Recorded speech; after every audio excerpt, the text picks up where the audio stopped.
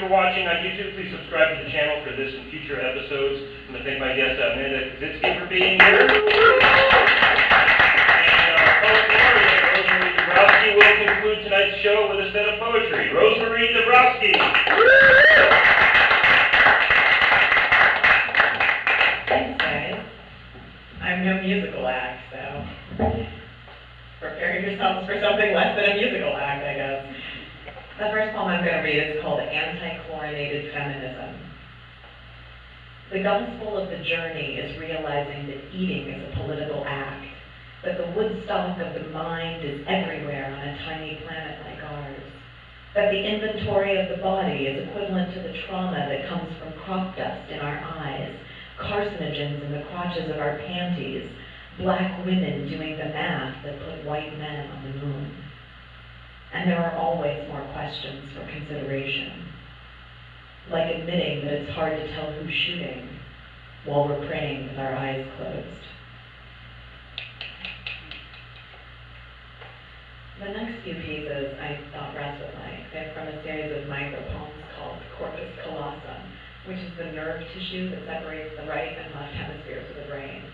So the poems, in an attempt to celebrate the commonalities between left and right brain, or in this case poetry and science, are written as homages to the elements in the periodic table. I hope that makes sense. I'm not going to say it again.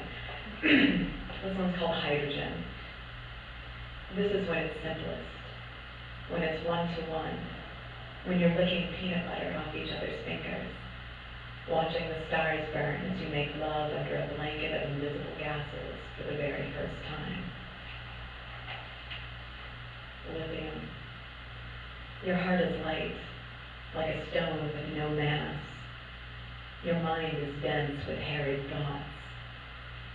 Someone suggests electrolysis, begins to probe you in places that require lubrication. In the telescope's mirror, you look like a spaceship destined for a black hole. Carbon. You've been injected with lamp black, gas black, or channel black, but your half-life isn't the same as your midlife, so there's no point in blaming the coke. Instead, you split a beam of light with your pencil, jot down the word dendrochronology like you did in college when they taught you how to carbon date in archaeology class, when no one ever accused you of not being organic. Oxygen. You confuse the 17th century chemist with the actor from the early 90s, a time when everything depended on 2/3 of the body being invisible and everything that remained being burned off like pig fat and with more pressure than you thought possible, more than you imagined could fill the esophagus of a woman already gagging on liquefied air, standing on a planet that used to be so breathable. And sodium, because what else would I end with other than sodium? You can barely remember the last street lamp nocturne in yellow, cabin vapors trapped inside your body, a bag of Chex Mix and coffee sludge clenched between your thighs and your finger between his teeth, his molars igniting your senses and your air sign proclivities, thinking how brilliant you might be if you survived this. I'm going to end with an homage to Phoenix and an homage to Allen Ginsberg, my grandfather. It's called Recultivating a Habit. It opens with an epigraph. Howl was his manifesto Jeremiah of personal exuberance and socio-political doom. Fred Kaplan. Recultivating a Habit. In the grit of a Phoenix November, we shut down the news feed and started eating more vegetables. Set metaphorical fire to the editors who were vomiting the syntax of apathetic prose.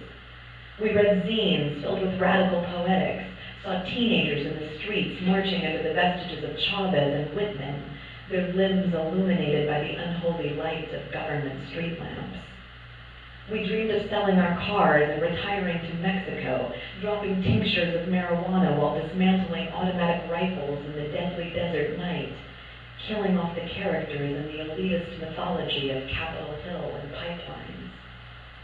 Like anyone nostalgic, We turned on the radio, belted out lyrics to a song about idiots while barreling down the highway toward Bisbee, talking continuously of the border until the copper illuminated our hair, but only for a second. We danced on smashed records until the cicadas went silent and time was motionless, lingered under the yucca trees, leaving no hearts broken. Only the ash of obscenities and lies scattered in a fire pit where someone had cooked tortillas the night before. Thank you, Phoenix. Long live poetry.